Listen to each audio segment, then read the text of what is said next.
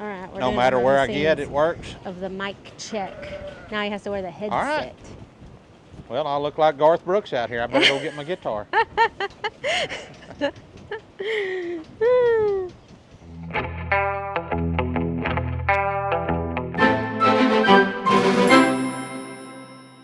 Hey guys, welcome to today's video. It's Erica, Bar 7 Ranch, and we just got back from Arlington. We went and spoke at the Texas Soil and Water Conservation District's annual meeting this morning. We were the keynote speakers. It was very cool speaking experience.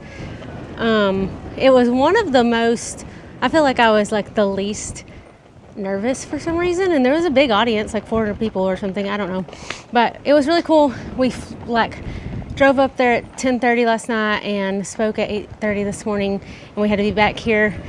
It's now 1 o'clock, I think, and Texas Farm Bureau had called us last week when we were at the airport going to the FFA convention and said, hey, we've had something happen, and our Dorper sheep rancher that we had lined up for farm from school had to cancel, and it's next Tuesday. Can y'all do it? And we're like, well, we have to be in Arlington next Tuesday morning, but they're like, well, it's at 2 o'clock. And we're like, well, we can get back and get it done by 2 o'clock.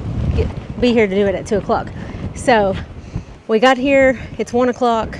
The guys from Farm Bureau are already here getting ready, and Cody and Clint's already quickly pinned our front pasture right here.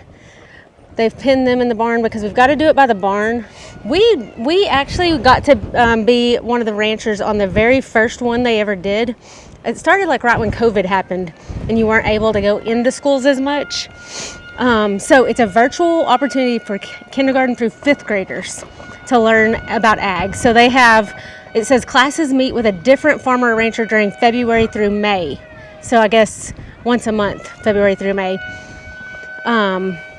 Anyways, and you don't know which kind of farmer or rancher you're going to be talking to each month until they announce it. But anyway, so we're doing Dorper sheep today. When we did it last time, which was in like 2020 or 2021, 2022, we did beef cattle.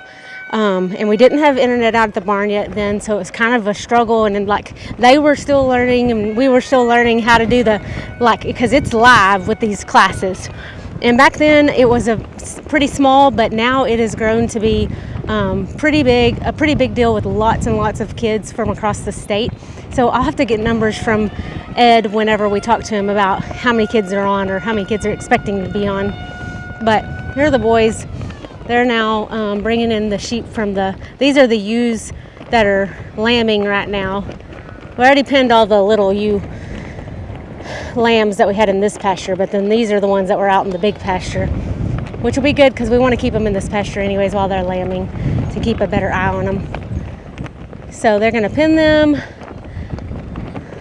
and then, which is good too, because that's going to give us a good opportunity after we do the program at 2 o'clock. We're gonna go ahead and do some sorting, and we'll take the rams out, put them probably over by the tank, and then we'll get all the ram lambs off, and we'll take them to the sale on Monday. I'm trying to remember when the sale is in Hamilton now because we haven't been in a while. So, all right. Well, I'll try to get y'all some little clippets of when we do the farm from school virtually, and basically it's kindergarten through fifth graders, and it's interactive. They can ask questions during or when we open it up for questions. I can't remember if they open it up for questions or you can ask anytime, but they can ask questions. But basically we talk to them all about sheep, and we're talking about meat sheep as opposed to wool sheep, and talking about the difference between a ram and a ewe and what lambing means, and I'm trying to think of all the things we'll talk about today. But anyway, so stay tuned. But yes, as you will notice, the steeple is still not on the chicken church. I feel like maybe we'll get that done in November. I'm gonna hold out for that. It might happen.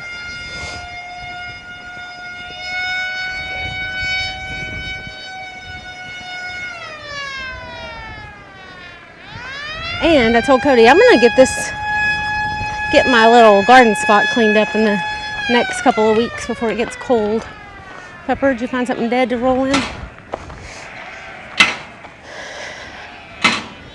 Bub's bringing up the rear back there. All right, and they were kind of getting what would come. Right now we don't have to have everyone. We left some mamas and babies out there in the pasture because they get a little slower when they have those little lambs. So, but we don't have to have them for this presentation. What about these long neck sheep? You think we can talk about those today? That one has a devil's claw. It has 2 devil's claws on her. Okay, guys, update. Unfortunately, Farm Bureau could not get the dual max to work today, so guess what? You're all by yourself. All by I work best by myself anyway. Cody, that's so mean of Proven me. fact. How would you do any of this without me? You wouldn't. I'd hire some intern to edit my videos. P.S. If you're an intern looking for some work, Get me a mail order let us bride know. from Mexico. I'm pretty sure that's Maybe racist. the UK, I don't know. Okay, well, how are you feeling? Are you feeling like you're going to do a jam-up job? Yeah, it's 30 minutes of talking to kids about sheep. That's Did you easy. check that? Is that how long it is? Yeah. Oh, okay. All right, well, Okayed it with Ed. I'll gave be me- behind the scenes in it for you with my 0.5% of battery. I can't wait. I'm here at our ranch, which is called the Bar 7 Ranch, and today we're going to talk about hair sheep, and what I mean by that is there's a few breeds of hair sheep, but these are called Dorpers, and there's a couple of different kinds of Dorpers. There's solid white ones, and then there's the black-headed, and our entire flock is black-headed, but these 2 guys here in the front, I'm going to see if I can move them out of the way for y'all. These are not hair sheep. These are actually alpacas that belong to my wife, but I've got a small pen right here that's got a group of about 30 ewes in it right here. And what a ewe is a female sheep.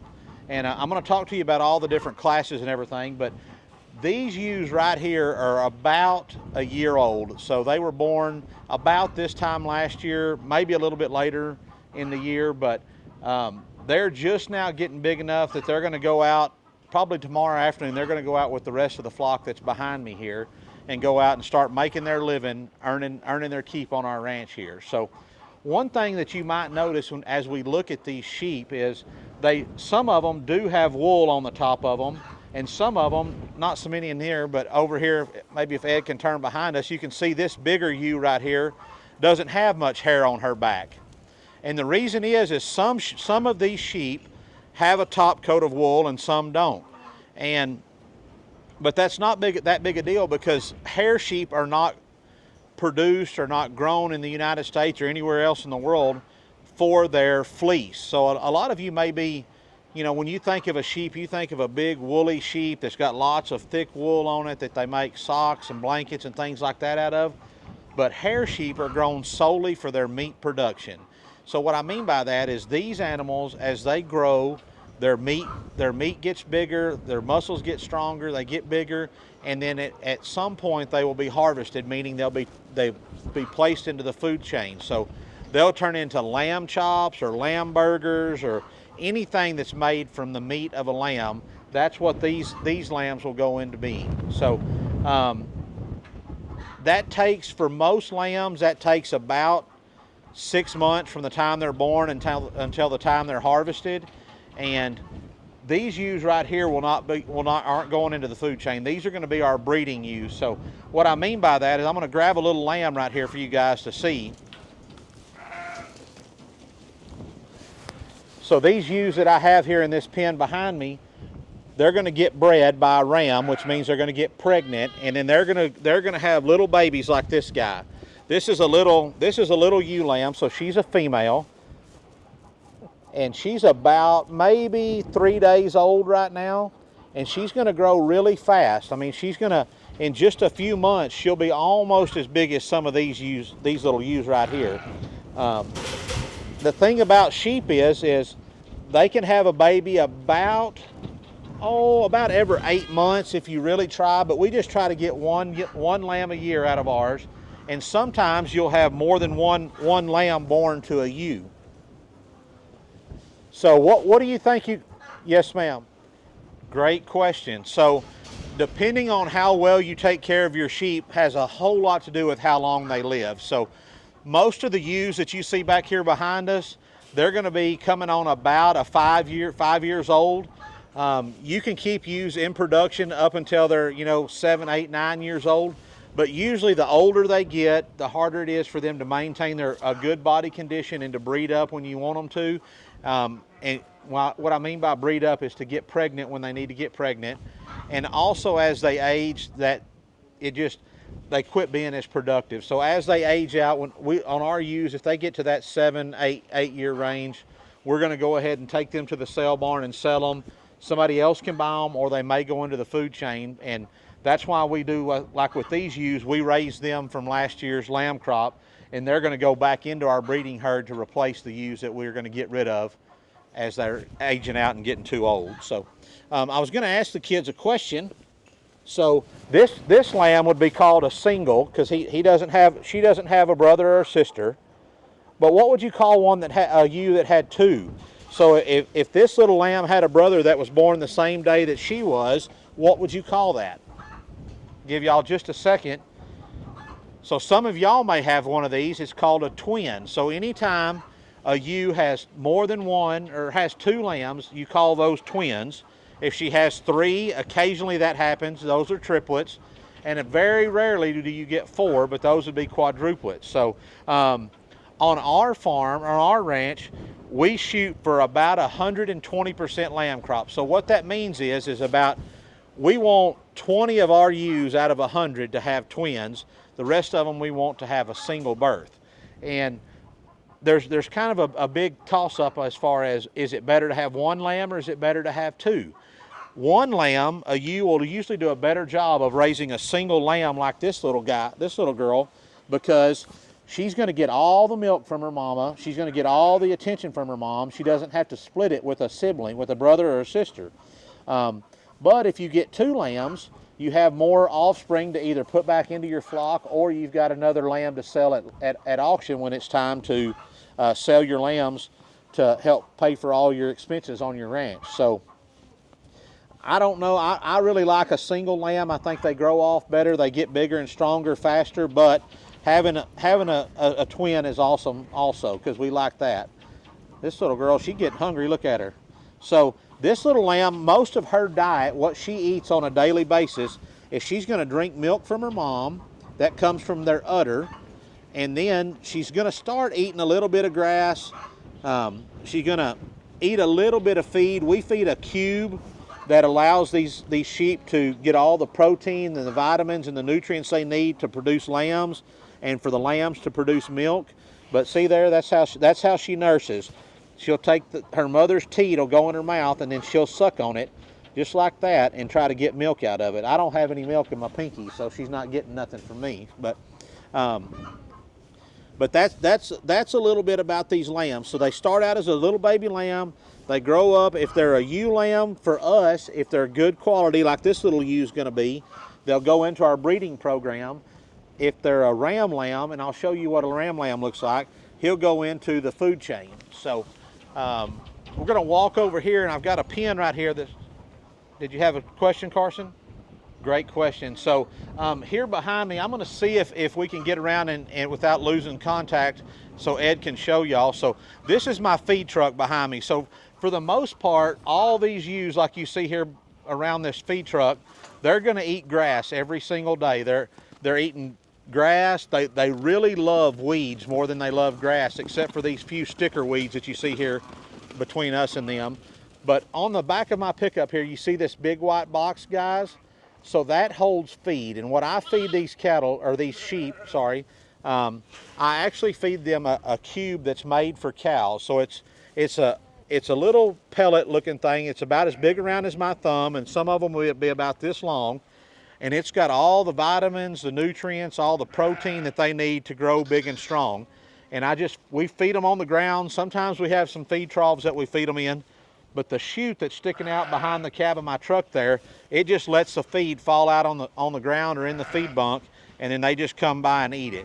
We like to feed them about 1 pound per head per day. So what kind of an easy way to say that is a pound of that feed is about the size of my fist. So I'll just put them out a little pile there that may be 4 to 8 pounds in one pile, and there'll be be 4 to 8 ewes get around and eat on that one pile. And it's kind of some of them are fatter than others because they get up there and eat faster than the skinny ones. So, but they do a good job, and it's real easy for them. And then, of course, they're all just going to drink water every day. So, but go ahead. All right, so let's take a look over here. I want to show y'all a ram and a ram lamb, so to speak. So I got my helper back here at the back. This is my son Clancy. He's back here at the back, and he's going to kind of help us keep these sheep between us. So right here I've got 3 different animals. This biggest one that's closest to us with the green ear tag, y'all all see him. He is called a ram. And so he's a male, he's a boy, and he's the daddy of a whole lot of these lambs that we've seen out here today, the little ones and even these bigger ones that are back here behind us that I showed you to begin with. The way you can, a couple of different ways you can always tell a ram or a boy from a female or a girl is they're usually a whole lot bigger. So this is a female, a ewe right here that doesn't have much wool on her back. You can see how much bigger this ram is than she is. Okay, and then you'll notice if I'm going to try to turn him around, if he'll look, and maybe we can start with this ewe. So if we look between this ewe's back legs, we'll see what's called her udder, and what her udder is that's her milk factory. She makes milk for her lambs with her udder, and that's where those lambs are going to nurse. Now, when we look at this ram right beside us, you can see he's got something that looks like an udder also, but there's no milk production there. That's what he uses to help make babies when he breeds with a female. So can y'all tell me, what do y'all think this little one is next to this ewe lamb? Just by looking at him, does he look like a ewe or does he look like a ram? Y'all let me know in the comments there. Tell your teacher what you think. So if you guess that he's a ram, you're absolutely right, okay? So the thing about rams we don't want all of the rams to be daddies. We don't want them to go into the production herd to reproduce offspring. So what we'll do with this little ram like this is it's a method called castration, which means you're going to remove his testicles, which are the things that are hanging down between his legs there. It doesn't hurt him. It just kind of like getting a shot at when you go to the doctor. It's just a real quick, minor little pain. But what that does is when you remove that portion of him, he can no longer make babies. And the reason we do that is for a couple of reasons. Number one, looking at this little lamb right here, he's good, but he's not good enough to be a ram, a father to make lambs out of, because he's just not. He's not as big as he should be. He's not as muscular as he should be. He's just not what we want to use as a herd sire. So that's part of the reason that we do that. The other part is it makes them, when you remove their testicles, it makes them grow faster, makes them put on more meat quicker. Plus it takes them, they're not, just like you guys, when a bunch of you boys get on the playground, y'all are wanting to wrestle and fight. Well, when we take their testicles away, that takes all that out of them too. They just want to worry about eating and not worry about everything else. So sheep can be born either horned, which means they'll have horns on them, or polled. These sheep are all polled, meaning they're born without horns and they'll never grow horns. Now, I do have a few, which I don't know if I probably couldn't catch one for you, that have some little scurs. And what a horn is it's just like your fingernail. It continues to grow as they age, but some of these sheep will have a few just little small, about the size of your fingernail on there, but these are all born without horns. Now, there are some methods, if they're born with horns, that you can remove those. They have some dehorning practices that you can use to remove those horns. And there's kind of a mixed review on that, because some of these animals, or most animals with horns, they have horns as a form of protection against wild animals, predators trying to attack them and kill them. And polled genetics have been bred by people to pull that out of them, to get rid of their horns. The reason being is when these animals are out in the pasture, and like me and Clancy are trying to handle them, if they've got a set of horns, they're hitting us, they're hitting somebody else in the pen with them. Maybe they might put another animal's eye out or gouge them and make a big bruise on them. So farmers and ranchers have bred animals to take the horns off of them, like these steers that we see over here behind Ed. That none of those steers have horns. You know, some cattle like the Texas Longhorn all have horns, but these are Black Angus. They're bred to be polled so that they don't have horns for their safety and the safety of the people that handle them. We do. So there's a couple of different animals that you can put in a flock of sheep that will help protect them. A lot of times you see donkeys in there with them, because a donkey, when he realizes that this group of sheep is his family, he will do anything he can to protect them from like a coyote or a mountain lion or a fox, or even owls at night will swoop in and grab a little baby lamb like this one over here and pick it up and carry it off. So we don't use donkeys. Another thing that's used is llamas, which what we have here are alpacas. They don't protect sheep, but a llama is a little bit bigger. They kind of work like a donkey.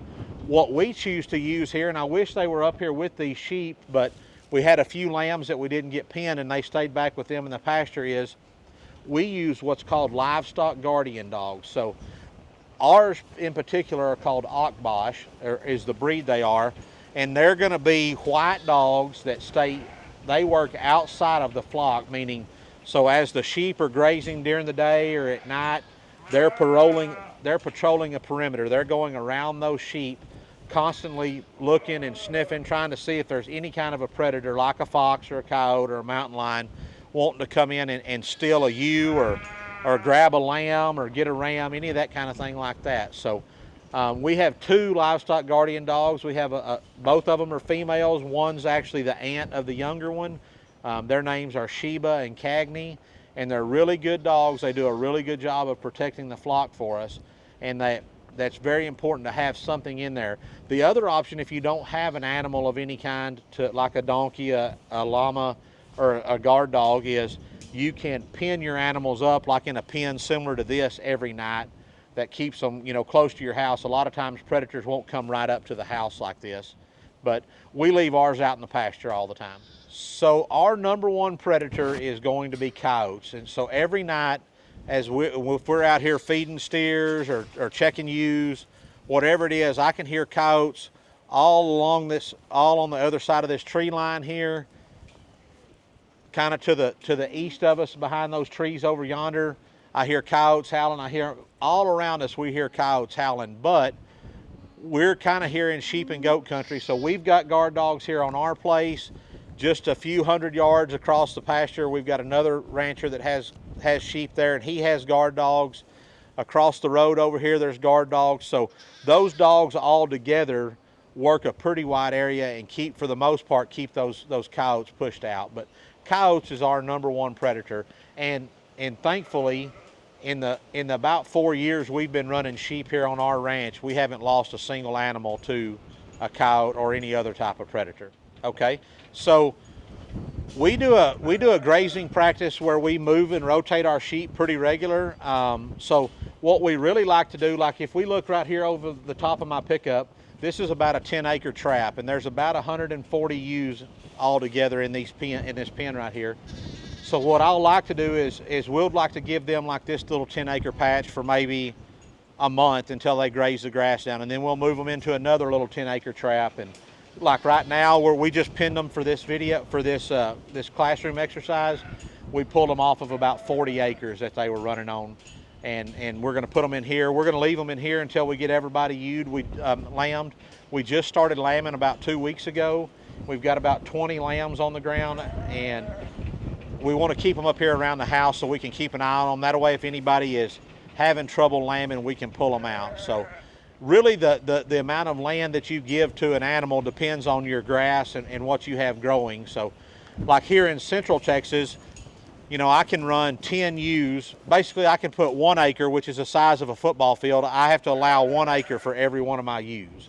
If I was in West Texas, though, I might need 10 acres for that 1 ewe to have the same amount of grass grown on it. Absolutely. So we've got a good example of that. So sheep is a broad term. So everything in these pens that are white and black are sheep.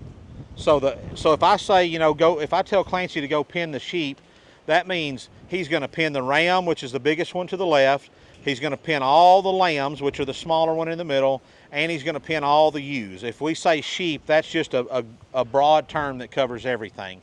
When we talk about rams, it means a mature breeding age male. So this biggest one with the green ear tag is a ram. Now when I say a ram lamb, it's going to be the smaller one. He's a ram, he's a boy, but he's still a lamb. He's not mature enough to breed a female and make a baby, and he's not fully developed.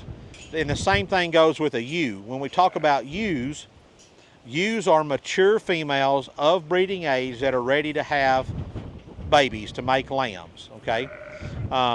So we might interchange the word lamb. If I say, Clancy, today we're going to pull all of our lambs, well, that means anything that's not old enough to be breeding age, which would be ram lambs and ewe lambs. So that's a great question. Sometimes I get, we start talking about that and we don't realize that everybody doesn't know the same things that we know. So good question. Also a good question. So I'm going to see if I can get Clance to turn these where maybe they'll look at us. Clance, can you walk into the corner right there? So if you'll notice in these in their ears, they have these ear tags. So all of our rams, our breeding rams, have that green ear tag, and it has a number in it so that we know, hey, ram number 1 is this ram number 2 is this one. We bought him at this place. In this ewe, you can see that she has a bright yellow ear tag that allows us to identify her, and it has our brand on it. You can see a bar 7 maybe on the top, and then below that it says 052. What that number is that's that ewe's number. So if for instance I saw that this ewe had a set of lambs, I keep a record in my phone, on my notes section in my phone, that says, okay, number 52052 had a set of lambs today. She had 2 lambs, so I'm going to mark that down that she had a set of twins. That lets me keep up with, okay, she's one of our more productive ewes. Say she has a lamb, but she forgets about it, and she quits taking care of it. I can mark down that, okay, number 52 didn't raise her lamb this year. I'm probably going to sell her because she's not going to be a good mom and she's not going to take care of her lambs in the future. And it's the same thing goes for if one of them gets sick. If Clancy's riding through and he sees a ewe or a lamb or a ram that's sick, he can say, hey, Dad, ewe number 52 looks like she's sick. We need to go doctor her when you get home. That way, when we get home, he and I can go out there together on our little buggies and pin her, get her caught, and give her whatever kind of antibiotics she needs if she's sick. Or if she's having trouble having a lamb and we got to get her out, we know which one to check on later on and say, okay, number 52 had a little trouble getting her lamb out. We had to help her. We had to pull the lamb out of her. We want to be sure and keep an eye on her to make sure that she's doing a good job raising it. So ear tags are the easiest way to keep up with that. These are what we call visual ear tags. You just look at them and you can see the numbers on them. You can see the colors on them. And these lambs behind us, these ewe lambs that I've got that aren't ready to be bred yet, I don't know if y'all can see it from here, but they've got a red ear tag that's real skinny and it just clips around their ear. I don't know, can they see that in their head? All right, let's see if we can walk in here. Bub, you can just hold this gate shut. We're going to get up here a little bit closer so maybe Ed can see, or maybe you guys can see in your classroom. If y'all can see those kind of red colored ear tags on these ewes, those are called EID, electronic identification ear tags. So what they have is they've got a small microchip in there that has a number assigned to it, and I can scan that with a scanner and it'll tell me what number that ewe is. Now we put these in there because this also has what's called a scabies number on it, and scabies is a disease that sheep used to get back in the 40s and the 50s that no longer, that Texas has done a good job of trying to eradicate, but anytime you sell a breeding age ewe or ram, it has to have that number where they can trace it back to your ranch. If something were to ever have an outbreak, they can say, okay, this is where the disease started again. We need to go check this man's flock. So we have to have that because initially we were going to sell these ewes, but we've decided to keep them. So when we get ready to turn these ewes out, we'll put an ear tag like the bigger ewe that we had out here in this pen with Clancy, that bright yellow ear tag. We'll also put one of them in their other ears so that we can visually see them, because when they're out in the pasture, those little red ear tags, you can't scan them, you can't see them. I can't say, hey, Clancy, number 4,212 is sick, go give him a shot. We need to put a big ear tag in her ear. Okay, so let's take this little ewe, if Ed can get up here with us, this little ewe that's closest to us right here. It almost looks like she's got like just a blanket hung over her back. It's kind of stringy and about to fall off. So during the summertime, a lot of these ewes, a lot of these sheep, even the rams, that top coat, that wool coat that's on top will fall off, and they'll just be, almost look like you've shaved them, like you can see on the sides of some of these sheep here. And then during the winter, it'll grow back. So you don't shave or shear any of these sheep. These are only made for their meat production. So some of them have a thicker wool coat, some of them don't, and it's different than what you might see, what you're used to seeing in regular wool production sheep, because when you look at those type of sheep, they're going to have a long, their wool is going to be long. When you pull it out, it's going to have a staple length, that's maybe 5 or 6 inches long, and it's real curly, and it'll kind of, you can stretch it and it'll come back.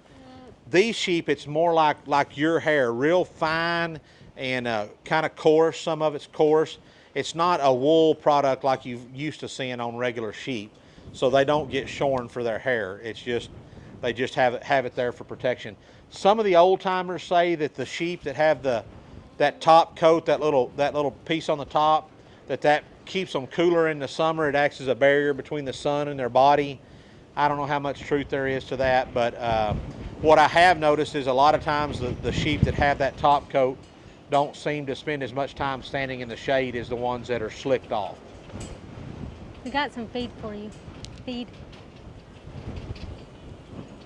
Oh, okay.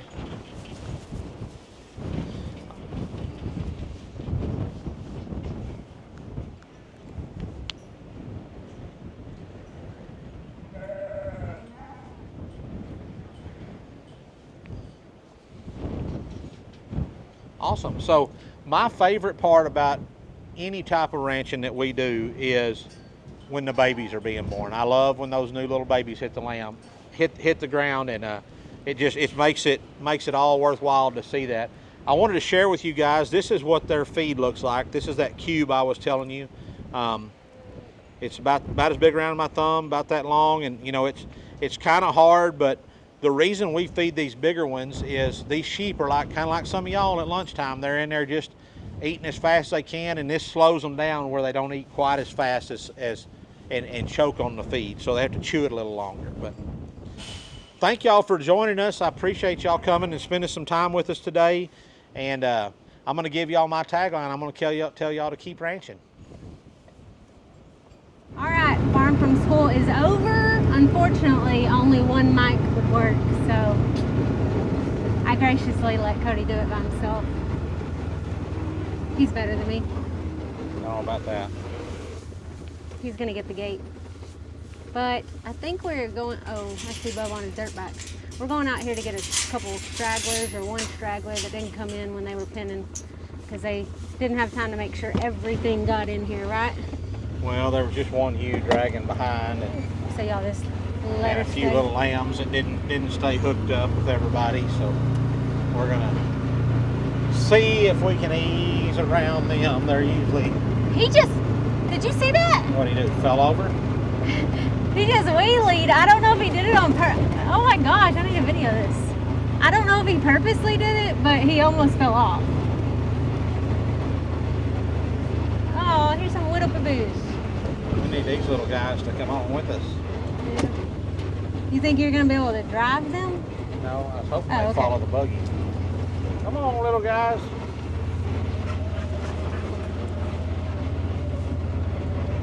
Oh, that's not good. Okay.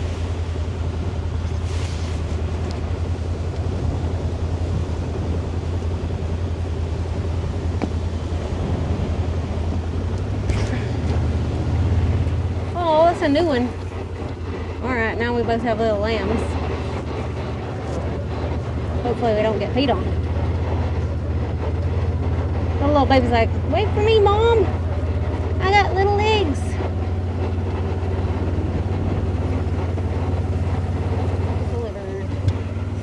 Everybody's in now. So are we gonna work? Are we gonna like sort stuff today or what? No, I have a call at 4 o'clock, and we have to move and set up all the pens. So we're going to do the sheep working tomorrow. All right. Y'all keep ranching. Stay tuned. Stay tuned. Found another one. Good job, good job, good job. All right. Let's go deliver him. Sir. Make another lap around in here. Make sure nothing's laying by anything.